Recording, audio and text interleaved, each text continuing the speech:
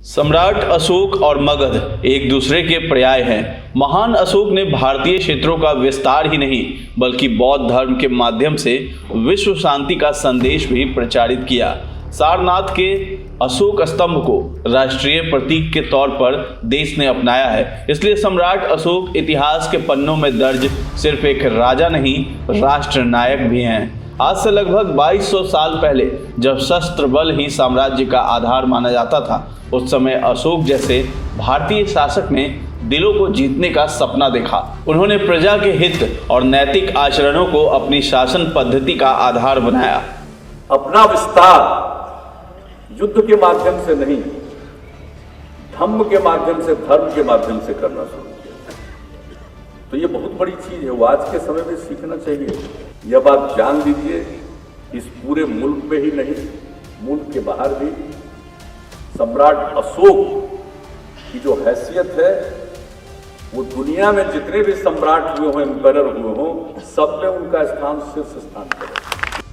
लेकिन सम्राट अशोक नाटक में दया प्रकाश सिन्हा ने महान अशोक को बदसूरत और क्रूर शासक बताया है। नाटक में प्रियदर्शी अशोक की तुलना औरंगजेब से करते हुए उन्हें अपने भाई की हत्या कर सत्ता हथियाने वाला शासक बताया है। जदयू ने अपमानित नाटक लिखने वाले दया प्रकाश सिन्हा के लेखन का पुरजोर विरोध किया और दया प्रकाश को भाजपा से निकालने और पद्मश्री वापस लेने की मांग की है।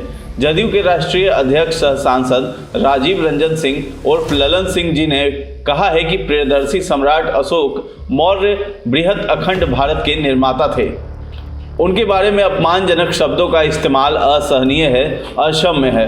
वैसे व्यक्तित्व के बारे में अपमानजनक शब्दों का इस्तेमाल करना ये कतई सहनीय नहीं, और ऐसे व्यक्तित्व के बारे में कोई अपमानजनक शब्द का इस्तेमाल अगर करता है तो वो विकृत विचारधारा का व्यक्ति है। वहीं जदयू संसदीय बोर्ड के अध्यक्ष माननीय उपेंद्र कुशवाहा जी ने कहा कि प्रियदर्शी सम्राट अशोक महान का अपमान करने वाले दया प्रकाश सिन्हा से पद्मश्री पुरस्कार वापसी के लिए जब तक भाजपा कारगर कदम नहीं उठाती है, हमारा विरोध जारी रहेगा। देखिए, उस व्यक्ति ने साफ साफ सम्राट अशोक के बारे में जो कुछ भी कहा है वो हमको स्वीकार्य नहीं है। संजय जायसवाल जी पहले यह बताए ना कि पुरस्कार वापसी की मांग का समर्थन करते हैं ना। अगर पुरस्कार वापसी की मांग का समर्थन करते हैं तो फिर उसके बाद राष्ट्रपति जी से करना है या प्रधानमंत्री जी से करना है, बैठकर मिलकर हम लोग तय कर लेंगे।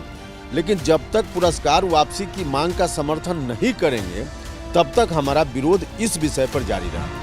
आधुनिक भारत सम्राट अशोक की देन को कभी भुला नहीं सकता। सारनाथ का अशोक स्तंभ राष्ट्रीय पहचान और गौरव का प्रतीक है। ऐसे में दया प्रकाश जैसे राष्ट्रीय सम्मान प्राप्त लोग औरंगजेब जैसे क्रूर आक्रांताओं से बौद्ध धर्म की राह पर चलने वाले महान सम्राट अशोक की तुलना कर देश और देश की विरासत को क्यों धूमिल करना चाहते हैं? क्या इस तरह की बयानबाजी से नई पीढ़ी को गलत संदेश नहीं जाएगा?